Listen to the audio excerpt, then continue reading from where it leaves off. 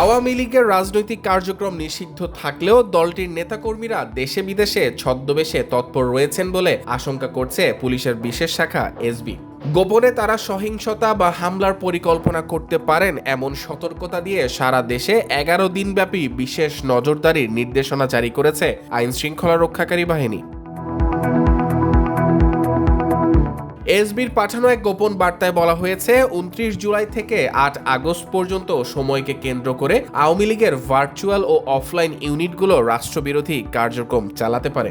দলটির কিছু নেতাকর্মী অনলাইনে সংঘবদ্ধ প্রচারণা এবং অফলাইনে সরকারি বেসরকারি স্থাপনায় হামলার পরিকল্পনা করছে বলে ধারণা করছেন গোয়েন্দারা। সোমবার এই বিশেষ বার্তা পাঠানো হয়েছে ডিএমপি কমিশনার, সিটিএসবি বিভাগীয় উপপুলিশ কমিশনার, চট্টগ্রাম ও খুলনা স্পেশাল পুলিশ সুপার সহ দেশের সব জেলার পুলিশ ইউনিটে।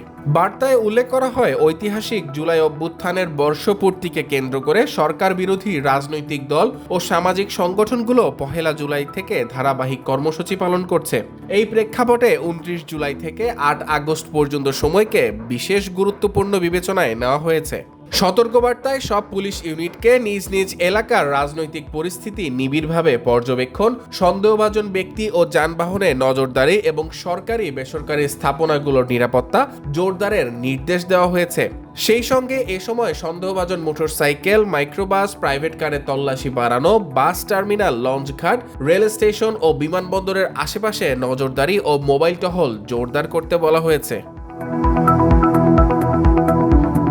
এসবির তথ্য মতে আওয়ামী লীগের কিছু যুব ও ছাত্র সংগঠনের নেতারা মাঠের রাজনীতিতে সক্রিয় না থাকলেও ভার্চুয়াল স্কোয়াড গড়ে তুলে অনলাইনে ফেসবুক, টেলিগ্রাম ও ইউটিউব চ্যানেলের মাধ্যমে সামাজিক অস্থিরতা ছড়ানোর চেষ্টা করছে।